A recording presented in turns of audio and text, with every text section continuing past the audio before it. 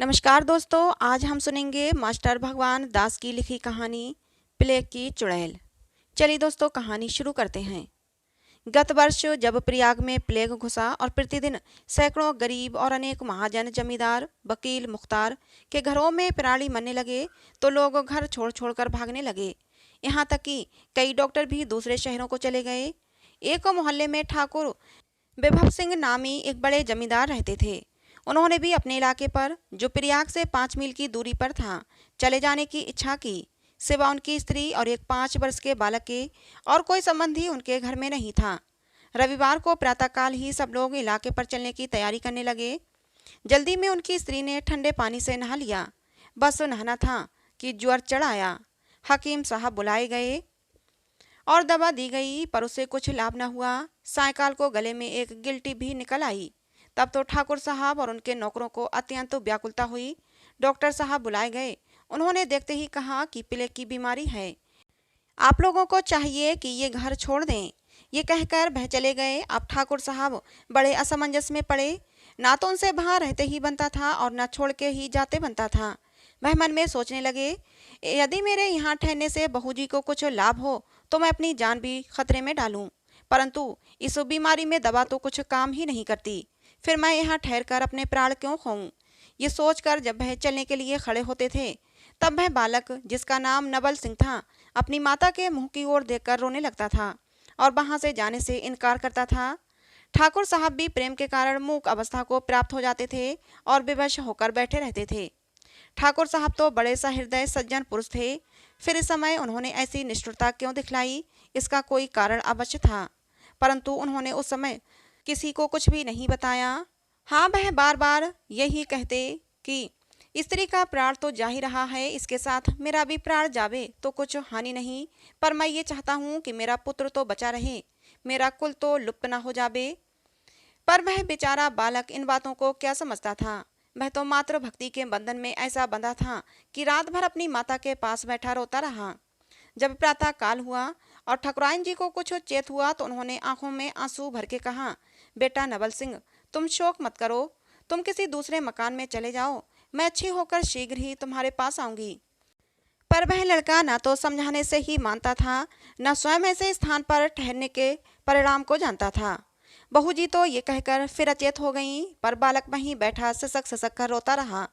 थोड़ी देर बाद डॉक्टर, वैद्य, हकीम फिर आए, पर किसी की भी दवा ने काम न किया। होते होते इसी तरह दोपहर हो गई। तीसरे पहर को बहू जी का शरीर बिल्कुल शिथिल हो गया और डॉक्टर ने मुख की चेष्टा दूर से ही देखकर कहा कि बस अब इनका देहांत हो गया, उठाने की फिक्र करो। ये सुनकर सब नौकरानियां और नौकर रोने लगे और पड़ोस के लोग एकत्रित हो गए। सबके मुख से यही बात सुन पड़ती थी, अरे क्या निर्दयी काल ने इस अबला का प्राण ले ही डाला। क्या इसकी सुंदरता, सहृदयता और अपूर्व पतिव्रत धर्म का कुछ भी असर उस पर नहीं हुआ। क्या इस क्रूर काल को किसी के भी सद्गुणों पर विचार नहीं होता। एक पड़ोसी जो कवि थे, वह सबैया कहकर अपने शोक का प्रकाश करने लगा। सूर को चूरी करे छिन्मय, अरु कादर को धर धूर मिलावे, को भी दहू को बिदारत है, अरु मूरख को रख गाल चबावे, रूपवती लखी मोहत नाही, कुरूप को काटी तू दूर बहावे। हाय को अवगुण बागुण या जग निर्दय काल, जो तो मन भावे। स्त्रियां कहने लगीं, हाँ हाँ देखो, वह बालक कैसा फूट फूट कर रो रहा है। क्या इसकी ऐसी दीन दशा पर भी उस निष्ठुर काल को दया नहीं आई। इस अवस्था में बेचारा कैसे अपनी माता के वियोग की व्यथा सह पाएगा। हाय, इस अभागे पर बचपन में ही ऐसी विपत्ति आ पड़ी। ठाकुर साहब तो मूर्छित होकर भूमि पर गिर पड़े थे। नौकरों ने उनके मुंह पर गुलाब जल छिड़का और थोड़ी देर में वह सचेत हुए। उनकी मित्र मंडली में से तो कोई महाशय उस समय वहां उपस्थित नहीं थे। उनके पड़ोसियों ने, जो वहां एकत्रित हो गए थे, ये सम्मति दी कि स्त्री के मृत शरीर को गंगा तट पर ले चलकर दाह क्रिया करनी चाहिए। परंतु डॉक्टर साहब ने, जो वहां फिर लौटकर आए थे, कहा कि पहले तो इस मकान को छोड़कर दूसरे में चलना चाहिए, पीछे और सब खटरांग किया जाएगा। ठाकुर साहब को भी वह राय पसंद आई, क्योंकि उन्होंने तो रात ही से भागने का इरादा कर रखा था। वह तो केवल उस लड़के के अनुरोध से रुके हुए थे, परंतु क्या उस लड़के को उस समय भी वहां से ले चलना सहज था। नहीं, वह तो अपनी मृत माता के निकट से जाना ही नहीं चाहता था। बार बार उसी पर जाकर गिर पड़ता था और उसकी अधकुली आंखों की ओर देख देख कर रोता और कहता, माता माता। उसका रुदन सुनकर देखने वालों की छाती फटती थी और उनकी आंखों से आंसुओं की धारा बहती थी।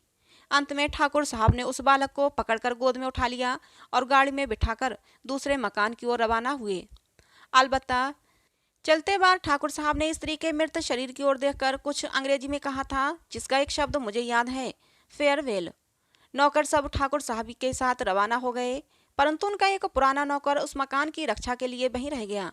पड़ोसी लोग भी इस दुर्घटना से दुखी होकर अपने घरों को लौट गए, परंतु उनके एक पड़ोसी के हृदय पर इन सब बातों का ऐसा असर हुआ कि वही बैठा रह गया और मन में सोचने लगा कि ऐसी दशा में पड़ोसी का धर्म क्या है। इस देश का ये रिवाज है कि जब तक मोहल्ले में मुर्दा पड़ा रहता है तब तक कोई नहाता नहीं है और ना ही कुछ खाता है। जब उसकी दाह क्रिया का सब सामान ठीक हो जाता है और लोग उसको वहां से उठा ले जाते हैं, तब पड़ोसी लोग अपने अपने दैनिक कार्यों को करने में तत्पर होते हैं। परंतु यहाँ का ये हाल देखकर वह बहुत विस्मित होता था और सोचता था कि यदि ठाकुर साहब भय के मारे अपने इलाके पर भाग गए तो मृतक की क्या दशा होगी। क्या इस पुण्यवती स्त्री का शरीर ठेले पर लद के जाएगा। उसने उस बुढ़े नौकर के आगे अपनी कल्पनाओं को प्रकाशित किया। उसने उत्तर दिया कि अभी ठाकुर साहब की प्रतीक्षा करनी चाहिए, देखें वह क्या आज्ञा देते हैं। वह पड़ोसी भी यही यथार्थ समझ के चुप हो गया और संसार की असारता और प्राणियों के प्रेम की निर्मूलता पर विचार करने लगा। उस समय उसे नानक जी का ये पद याद आया, समय कुछ जीवन का व्यवहार, और सूरदास का कुसमय मीत का को कौन भी स्मरण आया, पर समय की प्रतिकूलता देखकर इन पदों को गा न सका, मन ही मन गुनगुनाता रहा। इतने में ठाकुर साहब के दो नौकर वापस आए और उन्होंने बूढ़े नौकर से कहा कि हम लोग पहरे पर मुकर्रर हैं और तुमको ठाकुर साहब ने बुलाया है। भाई मत्तन सौदागर के मकान में ठहरे हैं, वहीं तुम जाओ। उस बुढ़े का नाम सत्य सिंह था। जब वह उक्त स्थान पर पहुंचा तो उसने देखा कि ठाकुर साहब के चंद मित्र, जो वकील, महाजन और अमले थे, इकट्ठे हुए हैं और वे सब एकमत होकर यही कह रहे हैं कि आप अपने इलाके पर चले जाइए, दाह क्रिया के झंझट में मत पड़िए, ये कर्म आपके नौकर कर देंगे, क्योंकि जब प्राण बचा रहेगा तो धर्म की रक्षा हो जाएगी। तब ठाकुर साहब ने इस विषय में पुरोहित जी की सम्मति पूछी। उन्होंने भी उस समय हाँ में हाँ मिलाना ही उचित समझा और कहा कि धर्म शास्त्रानुसार ऐसा हो सकता है। इस समय चाहो तो दग्ध कर दे, इसके अनंतर जब सुविधा समझा जाएगा आप एक पुतला बनवाकर दग्ध क्रिया कर दीजिएगा। इतना सुनते ही ठाकुर साहब ने पुरोहित जी से कहा, ये 30 रुपये लीजिए और मेरे 8 नौकरों को साथ ले जाकर कृपा करके आप दग्ध क्रिया करवा दीजिए और मुझे इलाके पर जाने की आज्ञा दीजिए। ये कहकर लड़के को साथ लेकर और मित्रों से विदा होकर ठाकुर साहब इलाके पर पधारे और पुरोहित जी सत्य सिंह प्रभृति 8 नौकरों को लेकर उनके घर पर गए। सीढ़ी बनवाते और कफन इत्यादि मंगवाते सायकाल हो गया। जब नाइन बहू जी को कफनाने लगी तो उसने कहा, इनका शरीर तो अभी बिल्कुल ठंडा नहीं हुआ है और आंखें अधकुली सी हैं, मुझे भय मालूम होता है। पुरोहित जी और नौकरों ने कहा, ये तेरा भ्रम है, मुर्दे में जान कहाँ से आई, जल्दी लपेट ताकि गंगा तट ले चलकर इसका सत्कत करें। रात होती जाती है, क्या मुर्दे के साथ हम लोगों को भी मरना है। ठाकुर साहब तो छोड़कर ही भागे, अब हम लोगों को इन पचड़ों से क्या मतलब, किसी तरह फूंक फांक कर घर चलना है, क्या इसके साथ हमें भी जलना है। सत्य सिंह ने कहा, भाई जब नाइन ऐसा कहती है तो देख लेना चाहिए, शायद बहू जी की जान ना निकली हो। ठाकुर साहब तो जल्दी ही छोड़ भागे, डॉक्टर दूर से ही देखकर चला गया, ऐसी दशा में अच्छी तरह जांच कर लेनी चाहिए। सब नौकरों ने कहा, सत्य सिंह तुम तो सठिया गए हो, ऐसा होना असंभव है, बस देर न करो, जल्दी करो। ये कहकर मुर्दे को सीढ़ी पर रख कंधे पर उठा सत्य सिंह का वचन असत्य और राम नाम सत्य कहते हुए दशाम मेध घाट की ओर ले चले। रास्ते में एक नौकर कहने लगा, 7 बज गए हैं, दग्ध करते करते तो 12 बज जाएंगे। दूसरे ने कहा, फूंकने में निसंदेह सारी रात बीत जाएगी। तीसरे ने कहा, यदि ठाकुर साहब कच्चा ही फेंकने को कह गए होते तो अच्छा होता। चौथे ने कहा, मैं तो समझता हूँ कि शीतला, हैजा, प्लेग से मरे हुए मृतक को कच्चा ही बहा देना चाहिए। पांचवें ने कहा, यदि पुरोहित जी की राय हो तो ऐसा ही कर दिया जाए। पुरोहित जी ने कहा, जिसे रात्रि समय शमशान में जाते हुए डर मालूम होता था, कहा, जब 5 पंच की ऐसी राय है तो मेरी भी यही सम्मति है, और विशेषकर इस कारण कि जब एक बार ठाकुर साहब को नरेनी अर्थात पुतला बनाकर जलाने का कर्म करना ही पड़ेगा, तो इस समय दग्ध करना अत्यावश्यक नहीं। छठे और सातवें ने कहा कि बस चलकर मुर्दे को कच्चा ही फेंक दो। ठाकुर साहब से कह दिया जाएगा कि जला दिया गया। परंतु सत्य सिंह, जो यथा नाम तथा गुण बहुत सच्चा और ईमानदार नौकर था, कहने लगा, मैं ऐसा करना उचित नहीं समझता। मालिक का कहना और मुर्दे की गति करना हमारा धर्म है। यदि आप लोग मेरा कहना न माने तो मैं यहीं से घर लौट जाता हूँ। आप लोग चाहे जैसा करें और चाहे जैसा ठाकुर साहब से कहें। यदि वह मुझसे पूछेंगे तो मैं सच सच बता दूंगा। ये सुनकर नौकर घबराए और कहने लगे कि भाई, 30 रुपये में से जो ठाकुर साहब ने दिए हैं, तुम सबसे अधिक हिस्सा ले लो, लेकिन ये वृत्तांत तो ठाकुर साहब से मत कहना। सत्य सिंह ने कहा, मैं हरामखोर नहीं हूँ, ऐसा मुझसे कदापि नहीं होगा। लो, मैं घर जाता हूँ, तुम लोगों के जी में जो आए सो करना। जब ये कहकर वह बुढ़ा नौकर चला गया तो बाकी नौकर जी में बहुत डरे और पुरोहित जी से कहने लगे, अब क्या करना चाहिए? बुढ़ा तो सारा भेद खोल देगा और हम लोगों को मौकूफ करा देगा। पुरोहित जी ने कहा, तुम लोग कुछ मत डरो, अच्छा हुआ कि बुढ़ा चला गया, आप चाहे जो करो। ठाकुर साहब से मैं कह दूंगा कि मुर्दा जला दिया गया। वह मेरा विश्वास बुढ़े से अधिक करते हैं। 30 में से 7 तो सीढ़ी और कफन में खर्च हुए हैं। 2-2 रुपये तुम 7 आदमी ले लो, बाकी 9 रुपये मुझे नवग्रह का दान दे दो। मुर्दे को जल में डालकर राम राम कहते हुए कुछ देर रास्ते में बिताकर कोठी पर लौट जाओ, ताकि पड़ोसी लोग समझें कि अवश्य ये लोग मुर्दे को जला आए हैं। ये सुनकर वे सब प्रसन्न हुए और 23 रुपये आपस में बांटकर मुर्दे को ऐसे अवगत घाट पर ले गए, जहाँ न कोई डोम कफन मांगने को था, न कोई महाब्राह्मण दक्षिणा मांगने को था। वहां पहुंचकर उन्होंने ऐसी जल्दी की कि सीढ़ी समेत मुर्दे को जल में डाल दिया और राम राम कहते हुए कगारे पर चढ़ाए। क्योंकि एक तो वहां अंधेरी रात वैसे ही भयानक मालूम होती थी, दूसरे भी लोग ये डरते थे कि कहीं सरकारी चौकीदार आकर गिरफ्तार न कर ले, क्योंकि सरकार की तरफ से कच्चा मुर्दा फेंकने की मनाही थी। निदान वे बेईमान नौकर इस तरह स्वामी की आज्ञा भंग करके उस अविश्वसनीय पुरोहित के साथ घर लौटे। अब सुनिए उस मुर्दे की क्या गति हुई।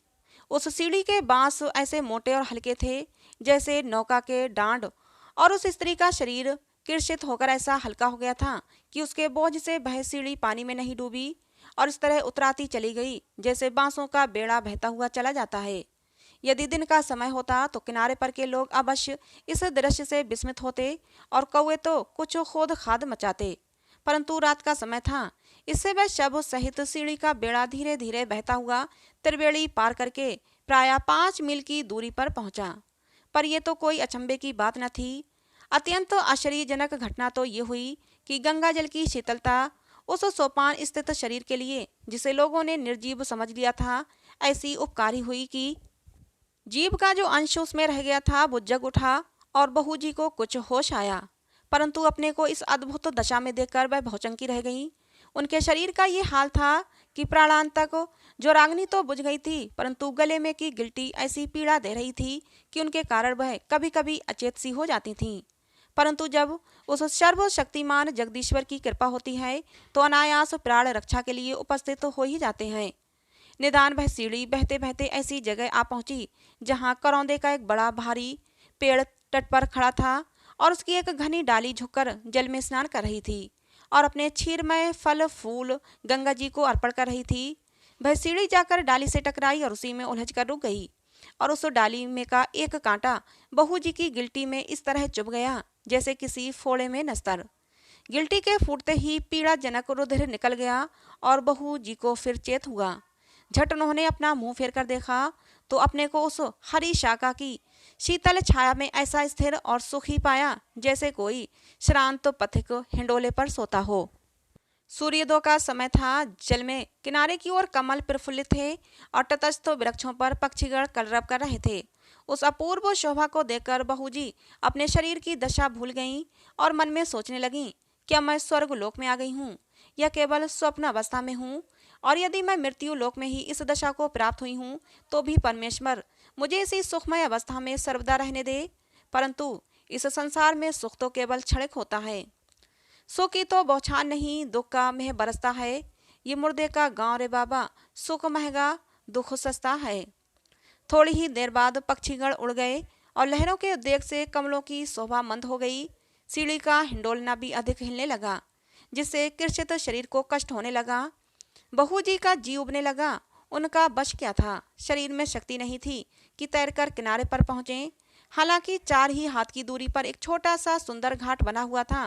वह मन में सोचने लगी कि शायद मुझको मृतक समझकर मेरे पति ने मुझे इस तरह बहा दिया है, परंतु उनको ऐसी जल्दी नहीं करनी चाहिए थी। मेरे शरीर की अवस्था की जांच उन्हें भली भांति कर लेनी चाहिए थी। भला उन्होंने मेरा त्याग किया तो किया, उनको बहुत सी स्त्रियां मिल जाएंगी, परंतु मेरे नादान बच्चे की क्या दशा हुई होगी। अरे, वह मेरे वियोग के दुख को कैसे सह सकता होगा। हाय, वह कहीं रो रो के मरता होगा। उसको मेरी जैसी सदृश माता कहाँ मिल सकती है। विमाता तो उसको और भी दुखदायिनी होगी। हे परमेश्वर, यदि मैं मृत्यु लोक में ही हूँ तो मेरे बालक को शांति और मुझे ऐसी शक्ति प्रदान कर कि मैं इस दशा से मुक्त होकर अपने प्राण प्रिय पुत्र से मिलूं। इतना कहते ही एक ऐसी लहर आई कि कई घूंट पानी उसके मुख में चला गया। गंगा जल के पीते ही शरीर में कुछ शांति सी आ गई और पुत्र के मिलने की उत्कंठा ने उनको ऐसा उत्तेजित किया कि वह हाथों से धीरे धीरे उस सीढ़ी रूपी नौका को खेकर किनारे पर पहुंच गईं, परंतु श्रम से मूर्छित होकर भूमि पर गिर पड़ी। कुछ देर बाद जब होश आया तो उस स्थान की रमणीयता देखकर फिर उन्हें यही जान पड़ा कि मैं मरने के पश्चात स्वर्ग लोक में पहुंच गई हूँ। गंगा जी के उज्ज्वल जल का मंद मंद प्रवाह आकाश गंगा की शोभा दिखाता था और किनारे किनारे के स्थिर जल में फूले हुए कमल ऐसे दिख पड़ते थे जैसे आकाश में तारे। गंगा के जल गात पे दल जल जात सुहात, जैसे गोरे धेपे नील वस्त्र दर्शात।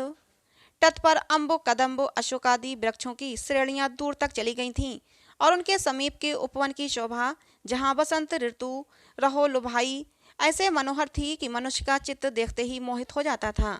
कहीं करौंदे, कहीं कौरैया, इंद्रबेला आदि के वृक्ष अपने फूलों की सुगंध से स्थानों को सुबासित कर रहे थे। कहीं बेला, कहीं चमेली, केतकी, चंपा के फूलों से लदी हुई डालियां एक दूसरे से मिली हुई यूं दीख पड़ती थीं, जैसे पुष्पों की माला पहने हुए सुंदर बालिकाएं एक से एक हाथ मिलाए खड़ी हैं।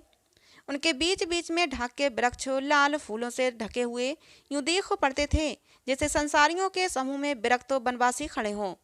इधर तो इन विरक्ति के रूप ने बहू जी को अपनी वर्तमान दशा की ओर ध्यान दिलाया। उधर कोकिला की कूक ने हृदय में ऐसी हूक पैदा की कि एक बार फिर बहू जी पति के वियोग की व्यथा से व्याकुल हो गईं और कहने लगीं कि इस शोक सागर में डूबने से बेहतर यही होगा कि गंगा जी में डूब मरूं। फिर सोचा कि पहले ये तो विचार लूं कि मेरा मरना भी संभव है या नहीं। यदि मैं स्वर्ग लोक के किसी भाग में आ गई हूँ तो यहाँ मृत्यु कैसे आ सकती है। परंतु ये स्वर्ग लोक नहीं जान पड़ता, क्योंकि स्वर्ग में शारीरिक और मानसिक दुख नहीं होते और मैं यहाँ दोनों से पीड़ित हो रही हूँ। इनके अतिरिक्त मुझे क्षुधा भी मालूम हो रही है। बस और निसंदेह मृत्यु लोक ही में इस दशा को प्राप्त हुई हूँ। यदि मैं मनुष्य ही के शरीर में अब तक हूँ और मरकर पिशाची नहीं हो गई हूँ तो मेरा धर्म यही है कि मैं अपने अल्प वयस्क बालक को ढूंढकर गले से लगाऊं। परंतु मैं शारीरिक शक्तिहीन अबला इस निर्जन स्थान में कैसे पुकारूं, किधर जाऊं। हे करुणामय जगदीश, तू ही मेरी सुध ले। यदि तूने द्रौपदी, दमयंती आदि अबलाओं की पुकार सुनी है तो मेरी भी सुनो। ये कहकर गंगा जी की ओर मुंह फेर कर घाट पर बैठ गईं और जल की शोभा देखने लगीं। इतने ही में दक्षिण दिशा से एक दासी हाथ में घड़ा लिए गंगा जल भरने को आई। जब उसने पीछे से ही देखा कि कोई स्त्री कफन का श्वेत कपड़ा पहने अकेली चुपचाप बैठी है, उसके मन में कुछ शंका हुई। जब उसने देखा कि नीचे पानी में एक मुर्दा बाली सीढ़ी भी तैर रही है, तब तो उसे अधिक भय मालूम हुआ और उसने सोचा कि अवश्य कोई मरी हुई स्त्री चुड़ैल होकर बैठी है। अब उसके पांवों की आहट पाकर बहू जी ने उसकी ओर मुंह फेरा और गिड़गिड़ाकर उससे कुछ पूछने लगी, तो वह उनकी खोडराई हुई आंखें और अधमरी स्त्री की सी चेष्टा देखकर भय से चिल्ला उठी और चुड़ैल चुड़ैल करके वहीं घड़ा पटक कर भागी। बहू जी ने गला फाड़ फाड़ कर उसे बहुत पुकारा, पर वह न लौटी और अपने ग्राम में ही जाकर उसने दम लिया। जब उसकी भयभीत दशा देखकर और स्त्रियों ने उसका कारण पूछा, तब उसने सब वृतांत कह सुनाया। परंतु वह ऐसी डर गई थी कि बार बार घाट ही की ओर देखती थी कि कहीं वह चुड़ैल पीछे पीछे ना आती हो। उस समय ग्राम के कुछ मनुष्य खेत काटने चले गए थे और कुछ ठाकुर विभव सिंह के साथ टहलने निकल गए थे। केवल स्त्रियां और लड़के गांव में रह गए थे। उनमें से किसी को ये साहस नहीं होता था कि घाट पर जाकर उस दासी की अपूर्व कथा की जांच करें। चुड़ैल का नाम सुनते ही वे सब ऐसी डर गई थीं कि अपने अपने लड़कों को घर में बंद करने लगीं कि कहीं चुड़ैल आकर उन्हें दबोच न ले और उसे चबा न डाले। उस समय ठाकुर साहब का लड़का नवल सिंह भी अपनी मृत माता का स्मरण कर नेत्रों से आंसू बहाता हुआ इधर उधर घूम रहा था और लड़कों के साथ खेलने की उसे इच्छा न होती थी। जब एक स्त्री ने उससे भी कहा कि भैया तुम अपने बंगले में छिप जाओ, नहीं तो वह चुड़ैल आकर तुम्हें पकड़ लेगी, वह आश्चर्यचकित होकर पूछने लगा कि चुड़ैल कैसी होती है? यदि वह यहाँ आवेगी तो मुझे क्यों पकड़ेगी? मैंने उसकी कोई हानि तो नहीं की है। इधर तो ये बातें हो रही थीं, उधर बहूजी निराश होकर फिर मन में सोचने लगी कि यह तो निश्चय है कि मैं अभी तक मृत्यु लोक में ही हूँ, पर क्या वास्तव में मेरा पुनर्जन्म हुआ है? क्या मैं सचमुच चुड़ैल हो गई हूँ, जैसा कि ये स्त्री मुझे देखकर कहती हुई भागी है? अवश्य इसमें कुछ भेद है, वरना मैं इन कृषित अंगों पर कफन का श्वेत वस्त्र लपटाए, काले नागों के से बालों के लट लटकाए हुए इस अज्ञात निर्जन स्थान में कैसे आ जाती? हे विधाता, मैंने कौन सा पाप किया जो तूने मुझे चुड़ैल का जन्म दिया? क्या पतिव्रत धर्म का यही फल है? अब मैं इस अवस्था में अपने प्यारे पुत्र को कहाँ पाऊंगी, और यदि पाऊंगी तो कैसे उसे गले लगाऊंगी? वह तो मेरी डरावनी सूरत देखते ही भागेगा।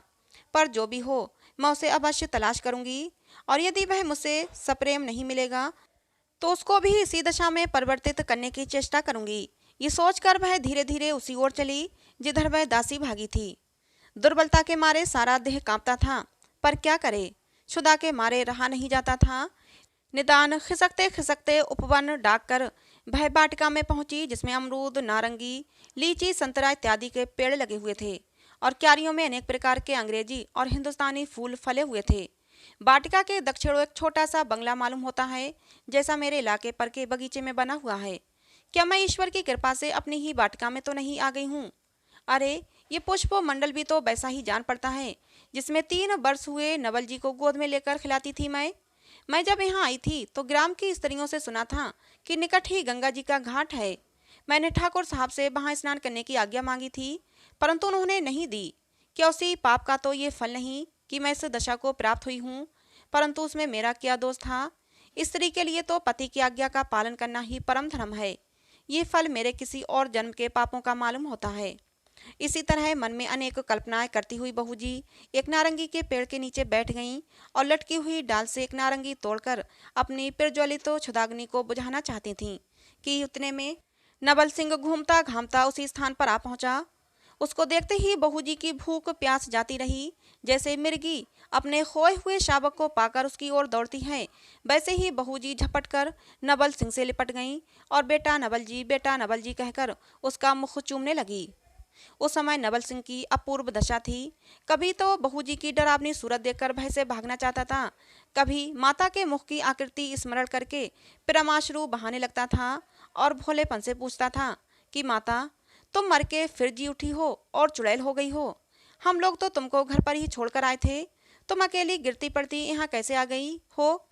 बहूजी ने कहा, बेटा, मैं नहीं जानती कि मैं कैसे इस दशा को प्राप्त हुई हूँ। यदि मेरा शरीर बदल गया है और मैं चुड़ैल हो गई हूँ, तो भी मेरा हृदय पहले कासा है और मैं तुम्हारी ही तलाश में खिसकते खिसकते इधर आई हूँ। इधर तो इस प्रकार प्रेमालिंगन और प्रश्नोत्तर हो रहा था, उधर ग्राम स्त्रियों ने दूर से ही ये घटना देखकर हाहाकार मचाया और कहने लगी, अरे नवल जी को चुड़ैल ने पकड़ लिया, चलिए दौड़िए बचाइयो।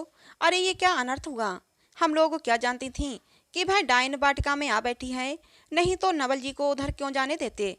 इसी तरह सब दूर से ही कौआ रोर मचा रही थीं, परंतु डर के मारे कोई निकट नहीं जाती थी। इतने में ही विभव सिंह और उनके साथ जो गांव के आदमी टहलने गए थे वापस आ गए। ये कोलाहल देखकर उनको बड़ा आश्चर्य हुआ। उस दासी के मुंह से वृतांत सुनकर ठाकुर साहब ने कहा, मुझे प्रेत योनि में तो विश्वास नहीं, पर ईश्वर की अद्भुत माया है, शायद सच ही हो। ये कहकर और झट बंगले में से तमंचा लेकर वह उसी नारंगी के पेड़ की ओर झपटे जहां नवल सिंह को चुड़ैल पकड़े हुए थी, और गांव वाले भी लाठी ताने उसी ओर दौड़े। पिता को आते देखकर लड़के ने चाहा कि अपनी माता के हाथों से अपने को छुड़ाकर और दौड़कर अपने पिता से ये शुभ संदेश कहे, लेकिन उसकी माता उसे छोड़ती नहीं थी। ठाकुर साहब ने दूर से ही ये हाथापाई देखकर समझा कि अवश्य चुड़ैल उसे जोर से पकड़े है और ललकार कर कहा, बेटा घबराओ मत, मैं आ गया हूँ। पर जब वो पास पहुंचे तो उन्होंने चाहा कि चुड़ैल को गोली मारकर गिरा दें, पर लड़के ने चिल्लाकर कहा, इन्हें मत मारो, मत मारो, माता है, माता है। ठाकुर साहब को उस घबराहट में लड़के की बात समझ में नहीं आई, और चूंकि वह पिस्तौल तान चुके थे, उन्होंने फायर कर ही दिया। आवाज होते ही बहू जी अचेत होकर भूमि पर गिर पड़ी और लड़का चौंक कर जमीन पर बैठ गया। ठाकुर साहब ने उसे गोद में उठा लिया और कहा, बेटा डरो मत, अब तुम बच गए। बताओ तो ये कौन है, क्या वास्तव में चुड़ैल है? बहू जी को अचेत देखकर अब आदमी चिल्लाकर कहने लगे, चुड़ैल मर गई, चुड़ैल मर गई। ये सुनकर स्त्रियां भी समीप आ गईं और चारों ओर से खड़ी होकर देखने लगीं। उनमें से एक दासी बोली, अरे ये वही दुष्टन चुड़ैल है जो घाट पर बैठी थी और यहाँ आकर नवल जी को निगलना चाहती थी। दूसरी स्त्रियां कहने लगीं, हमने तो सुना था कि डायनों और चुड़ैलों के बड़े बड़े दांत और नख होते हैं, इसके तो वैसे नहीं हैं। ये निगोड़ी किस प्रकार की चुड़ैल है? एक ने कहा, ये डायन की बच्ची है, बढ़ने पर इसके भी दांत बड़े होते। इधर तो ये ठिठोलियां हो रही थीं। उधर जब नवल सिंह को निश्चय हुआ कि माता गोली की चोट से मर गई, तो वो शोक के मारे अचेत हो गया। अब सब लोग भयातुर होकर उसकी ओर देखने लगे। कोई कहता था कि ये पिस्तौल की आवाज से डर गया, कोई कहता था कि इसे चुड़ैल लग गई। निदान जब वह कुछ होश में आया तो रो रो के कहने लगा, ये तो मेरी माता है, मैंने तो मना किया था, आपने इन्हें गोली से क्यों मारा? ठाकुर साहब ने कहा, तुम्हारी माता तो मर गई और पुरोहित जी की चिट्ठी कल रात को ही आ गई कि उनको गंगा के तट पर ले जाकर जला दिया। ये चुड़ैल तुम्हारी माता कैसे हो सकती है? लड़के ने कहा, आप समीप जाकर पहचानिए तो कि ये कौन है। ठाकुर साहब ने निकट जाकर ध्यान से देखा। जब छाती पर से कपड़ा हटाकर देखा तो मुख की आकृति उनकी स्त्री की ही दिख पड़ी और मस्तक पर मस्सा भी वैसा ही दिख पड़ा। हृदय पर दो तिल भी वैसे ही दिख पड़े जैसे बहू जी के थे। तब तो ठाकुर साहब बड़े विस्मित तो होकर कहने लगे, क्या आश्चर्य है, ये तो मेरी प्रिय पत्नी ही मालूम होती है। फिर उन्होंने लड़के से कहा, बेटा तू सोच मत कर, मैंने इन्हें गोली नहीं मारी। तुमने जब मना किया तो मैंने आकाश की ओर ये समझकर गोली चला दी थी कि यदि कोई बला होगी तो तमंचे की आवाज़ से ही भाग जाएगी। लड़के ने कहा, देखिए इनके गले में गोली का घाव है, आप कहते हैं कि मैंने गोली नहीं मारी। ठाकुर साहब ने कहा, ये तो गिल्टी का घाव है, मेरी गोली तो आकाश में तारा हो गई। इसके अनंतर ठाकुर साहब ने सब लोगों को वहां से हटा दिया और स्वयं कुछ दूर पर खड़े होकर गांव की नाइन से कहा, तुम बहू जी के सब अंगों को अच्छी तरह पहचानती हो, पास आकर देखो तो कि ये वही है या कोई दूसरी स्त्री तो नहीं। नाइन डरते डरते पास गई और आंखें फाड़ फाड़ कर देखने लगी। इतने में बहू जी को कुछ होश आया और बहू ज्यों ही उठ के बैठने लगी त्यों ही नाइन भाग खड़ी हुई। बहू जी ने उसे पहचान कर कहा, अरे बदमिया, मेरा बच्चा कहाँ है?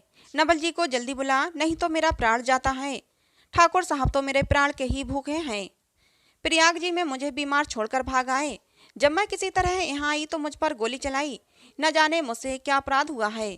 यदि प्लेग से मरकर मैं चुड़ैल हो गई हूँ तो इस प्रेत शरीर से भी मैं भी उनकी सेवा करने को तैयार हूँ।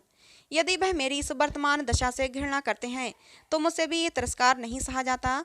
मैं जाकर गंगा जी में डूब मरूंगी, पर एक बार मेरे बच्चे को तो बुला दे, मैं उसे गले तो लगा लूं। अरे उसे छोड़कर मुझसे कैसे जिया जाएगा? हे परमेश्वर, तू यही मेरे प्राण ले ले। ये कहकर वह उच्च स्वर से रोने लगी। ठाकुर साहब से ये सच्चे प्रेम से भरे हुए वियोग के वचन नहीं सहे गए। उनका हृदय गदगद हो गया, रोमांच हो आया और आंखों से आंसू गिरने लगे। झट दौड़कर उन्होंने बहू जी को उठा लिया और कहा, मेरे अपराध को क्षमा करो, मैंने जानबूझकर तिरस्कार नहीं किया। यदि तुम मेरी पत्नी हो तो चाहे तुम मनुष्य देह में हो या प्रेत शरीर में, तुम हर अवस्था में मुझे ग्राह्य हो।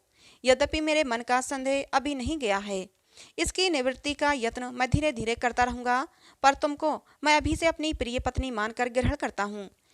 यदि तुम्हारे संसर्ग से मुझे प्लेग पीड़ा व प्रेत बाधा भी हो जाए तो मुझे कुछ चिंता नहीं, मैं अब किसी आपत्ति से नहीं डरूंगा। ये कहकर वह बहू जी को अपने हाथों का सहारा देकर लता भवन में ले गए और नवल जी को भी वहीं बुलाकर सब वृतांत पूछने लगे। इतने में ही सत्य सिंह भी शहर से आ गया। जब उसने गांव वालों से ये अद्भुत कथा सुनी तो वह उसका भेद समझ गया और ठाकुर साहब के सामने जाकर कहने लगा, महाराज अब अपने मन से शंका दूर कीजिए, ये सचमुच बहू जी ही हैं, इसमें कोई संदेह नहीं। जब कल नाइन इनको कफनाने लगी थी तो उसने कहा था कि उनकी देह गर्म है। मैंने इसकी जांच करने के लिए कहा, पर दुष्ट नौकरों ने न करने दिया और उन्होंने ले जाकर कच्चा ही गंगा जी में फेंक दिया। अच्छा हुआ, नहीं तो अब तक जलकर बहू जी राख हो गई होती। मुझे निश्चय है कि बहू जी की जान नहीं निकली थी और गंगा जी की कृपा से वह बहती बहती इसी घाट पर लगी और जी उठी। अब अपना भाग्य सराहिए, इनको फिर से अपनाइए और बधाई बजाइए। इतना सुनते ही ठाकुर साहब ने फिर क्षमा मांगी और निशंक हो बहू जी को अंक से लगाया और प्रेमाश्रु बहाए। बहू जी भी प्रेम से बेहाल होकर नवल जी को गोद में लेकर बैठ गईं और उनके कंधे पर अपना सिर रखकर रोने लगीं। जब गांव वालों ने ये वृतांत सुना तो वे आनंद से फूल उठे और बहू जी के पुनर्जन्म के उत्सव से मृदंग मजीरा और फाग से डफ बजाकर नाचने गाने लगे और स्त्रियां सब पान फूल मिठाई लेकर दौड़ीं और बहू जी को देवी मानकर उनका पूजन करने और क्षमा मांगने लगीं। बहू जी ने कहा, इसमें तुम लोगों का कोई दोष नहीं, ये मेरा दुर्भाग्य था जिसने ऐसे दिन दिखाए। अब ईश्वर की कृपा से जैसे मेरे दिन लौटे हैं वैसे ही सबके लौटे। तो दोस्तों, ये कहानी थी मास्टर भगवान दास की लिखी, जिसका नाम था प्लेग की चुड़ैल। कहानी आपको कैसी लगी जरूर बताना। कहानी पसंद आई हो तो प्लीज़ लाइक करें। ऐसी ही और कहानियों के लिए हमारे चैनल से जुड़े रहें।